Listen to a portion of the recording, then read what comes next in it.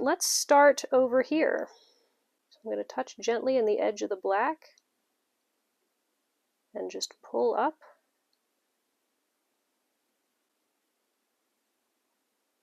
There's some pink. Cool. Hey everybody, it's Anna. Welcome back to my Fluid Art channel. Thank you so much for being here. Today I'm doing another Northern Lights pour. I've done a few of them this year and I love it, and I think I've finally figured out the secret of making the Aurora swipe work. So a couple weeks ago I did one where I swiped it this way, one big swipe, and it ended up looking better sideways. But today I want to start sideways and do little swipes. So I have a smaller piece of plastic to swipe it up more in like a ghost swipe style. But my colors are all the same. I have a pale green, pale bluish green, a couple of pinks, purple, Payne's gray, which will be the majority of the sky, and that's the secret ingredient because Payne's gray is dense, which means it's not going to rise up through your other colors, and then some black as sort of the leading edge color. So there is black, but there's also a nice dark sky that's denser. And if you want to know what do I mean by the density talk, go watch my other Northern Lights pour where I figured it all out and I talk a little bit more in depth there. But I've got the same colors, 10 by 20 inch canvas. This will be fun. Let's make a painting.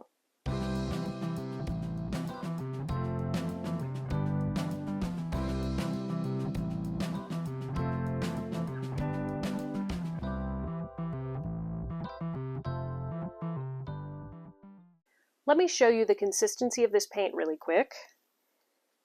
This is a medium thin, so it flows well. It leaves a soft mound. So it makes a little bit of mound, but it's very soft. It doesn't have an edge to it, and it disappears pretty quickly. And all my paints are mixed with American Floetrol, about 2 parts Floetrol to 1 part paint. And you can find all the information about what colors they are and brands and everything down in the video description box. So to layer this up, we're going to start with some black at the front. Just a small layer of black here. Get that covered over the front edge.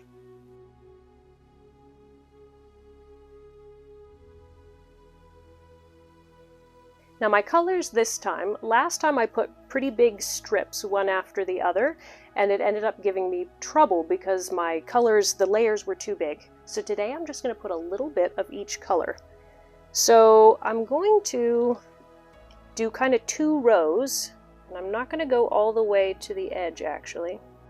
Whoops, that can't stay there. So I want 1 row that's mostly blue and green, but I'm kind of zigzagging it because I want whichever color to be prominent to kind of change in this one. I don't want it to be just one gradient. I want it to look a bit different. So then over top of that, we're going to have the pink and purple ribbon. And you will notice it's a little stronger on the greens and blues on this side. It's going to be stronger on the pinks and purples on this side because I want it to look different from one side to the other. Okay. That looks like a pretty good band of color there. Let's put a little bit more pink here, and we'll add a little bit more blue here, because I just want to encourage certain colors to kind of take prominence in certain areas. Maybe a little bit of purple here. So that's an interesting kind of messy puddle. Got some bubbles, let me pop those. Come on. Giant bubbles that the torch doesn't want to pop. And then Payne's gray is going to go everywhere else. I think I'm going to need a little bit more. Okay, let's spread that out.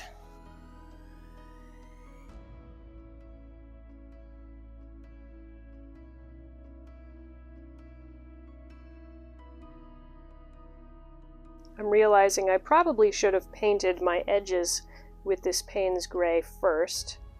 So the edges are going to be a little bit transparent, but that's okay because I can touch them back up once it's dry.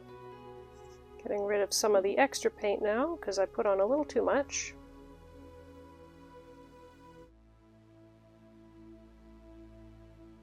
Let me give this a torch, because the air bubbles in the paint could cause strange streaking, which I don't want.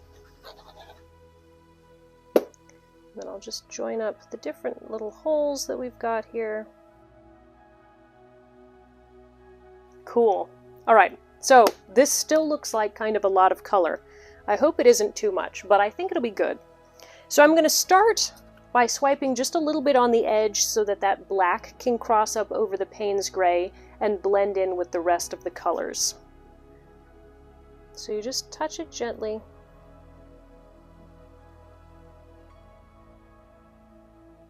And slide it on up. I'm actually going to do the same thing to the edge. I'm going to dip it in black and swipe it gently up the edge, just to give it a little bit of a fade from black to that Payne's gray.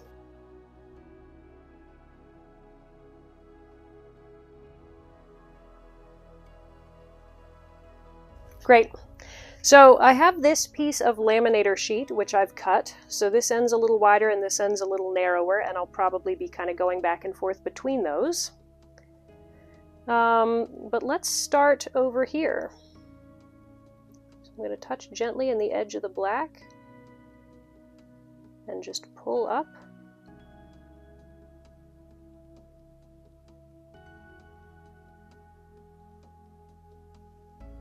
And pick it up at kind of an angle. Okay, that's cool. Now we didn't get a lot of the other color from underneath, it's just pretty much the green. So it will be interesting to see if that's how we get it all the way across. And if it is, I might need to swipe again on some areas to bring up more of that second layer.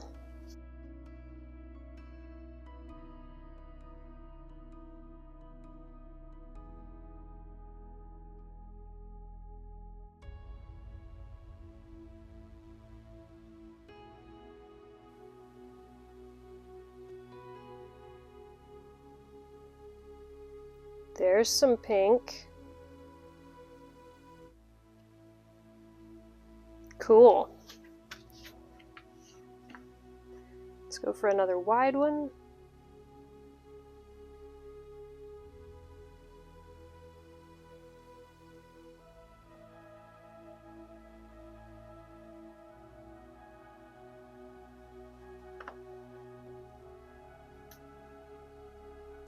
With each swipe, I'm overlapping the other one just slightly.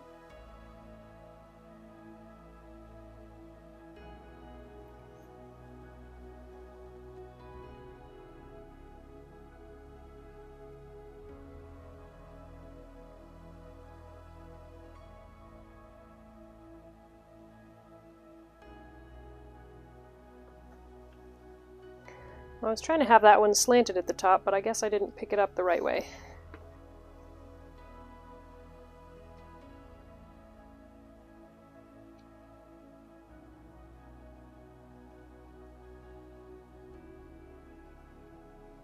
Okay, very cool. Definitely have swipes of Aurora colors. I like it. Let me turn it around really quick so that I can see what it looks like and see if I want to do anything else. I do really like it. The colors are beautiful. It looks a lot like a city skyline, actually, with the different buildings, because they're all very rectangular and they're mostly flat-topped. I wanted them to be more angled, so I have some angles. What I think I want to do is put a few small swipes in, just to kind of cross over some of those big ones, break it up a little bit, make it look a little more organic. So right here, I don't love this. I want to see if I can bring up some more color just by doing a little.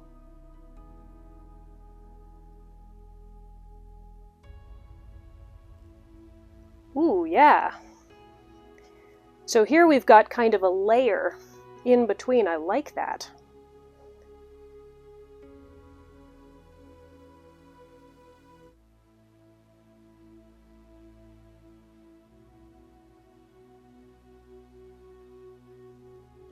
Okay, let's try one over here, sort of on the border of these two pinks.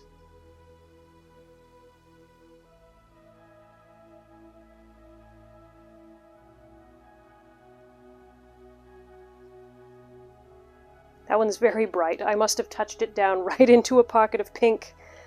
That's okay, though. I don't think I like this one. It's too swoopy, swivelly right in the middle. So I'm going to try that one again. Same spot, though.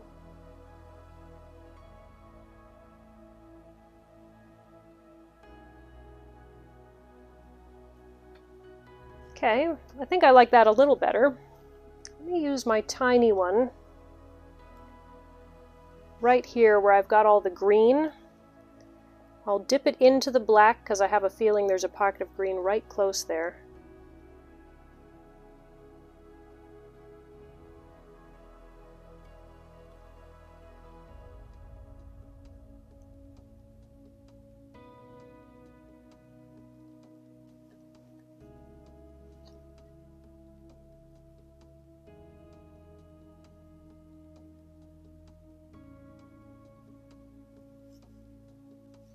I gotta look at this the other way again.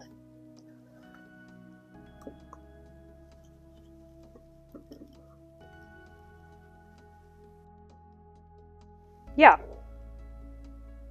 So this one is a lot more of an abstract Northern Lights rather than the other one, which looked very literal. I like it. I think there's things that I'm gonna have to do brush touch-ups here or there to blend in some of the places, especially where one swipe crossed over another. Like here there's a bunch of black and the tip is not perfect, but if I dip my finger in there I'm going to make it worse. So I'm going to wait until I can just add a little, or add a little dark or a little light or a little color with a brush to clean that all up, but I really like it. So now it's time to add some stars. So I have my fan brush here and my white house paint mixed with Floetrol and water. The house paint is to make it be a light density so it doesn't sink into my paint. Just get a little bit on the brush, not a huge amount at a time, and tap.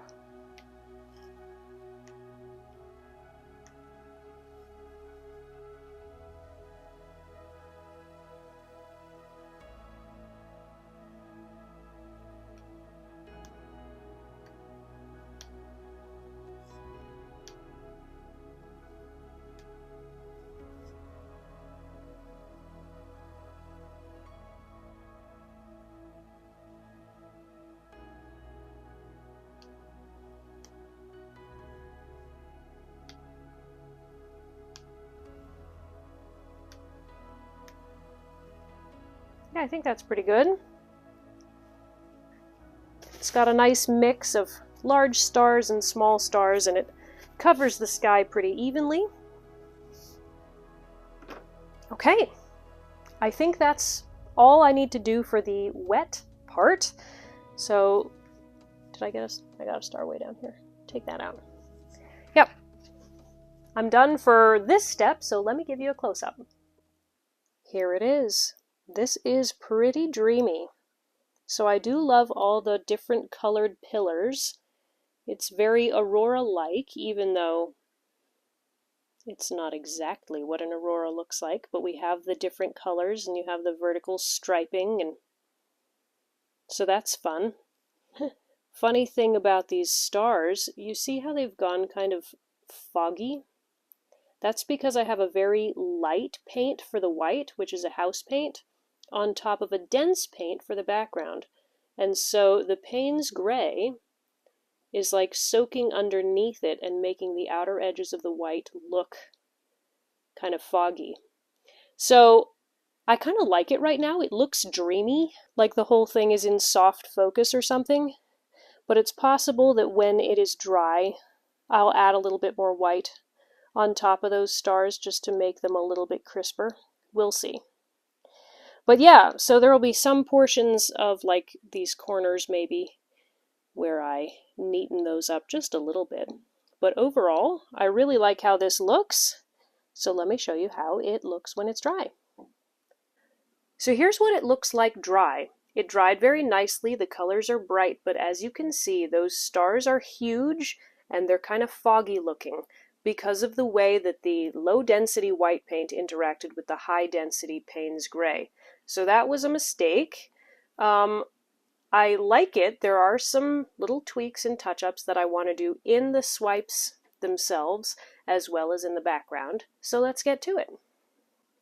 The first thing I'm going to do is cover up all the stars in the sky. So this should be a pretty simple just paint Payne's gray over it, but my fluid paint was too transparent, so I got out some tube paint and just thinned that slightly and then brushed that on. And that was a much more opaque layer, though it still didn't cover it completely, so I ended up having to do a few layers in order to get all those stars covered. It was a little tricky working around the edge of the swipes because I didn't want to stop any of the nice fade that I had gotten when I was swiping, but I think I did a pretty good job of cleaning up the sky and making it look nice and neat again. I also did some touch-ups on some of the swipes. There were a couple areas where as it swiped, it messed up the previous layer, or I swiped unevenly, and so using my fluid paint that was left over from the pour, I just very carefully added little bits here and there to make everything look really neat. Now that the sky is all finished, it's time to add some more stars. So I'm using bits of paper towel to cover up my swipes, because there's already stars there and I don't want there to be too many stars in the Aurora section. So I'm just loosely covering those. It doesn't have to be a perfect covering. For the stars, I'm going to use the exact same white paint so that the color matches and everything, but because it's going to land on a dry surface, there's no chance of the paint interaction that we had before. So I'm going to dip my fan brush in it, get just a little amount, and then tap. I love watching the stars emerge. It is such a cool way of adding a nice natural look very easily. All right, I think that looks like a good amount of stars, so I'll pull the paper towels up. But then what I need to do is brighten all the stars that were inside the Aurora so that they look nice and crisp, just like the new stars that are in the sky. So I'm just carefully putting a little bit of fresh white paint on the larger stars that are in the swipes. And then I'm going to add just a couple of larger stars in the dark sky because I didn't get as many large stars as I was expecting. So I'm just adding those in by hand until I think it looks really nice and balanced. Okay, I'm all done. Let me show you the finished painting. All finished. All right, this looks so much better than when the stars were huge. So let me show you some of the touch-ups that I did. Some of these little secondary points I just cleaned up a little bit because whenever you have a swipe crossing over another swipe, it sometimes gives you trouble. So I just cleaned them up a little bit so that they wouldn't be distracting.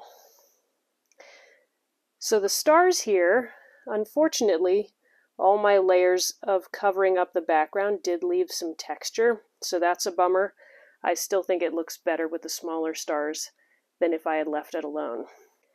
So what I need your help with is deciding, what do I do with the bottom of this painting? Do I leave it as it is, where the colors are just kind of appearing out of the darkness?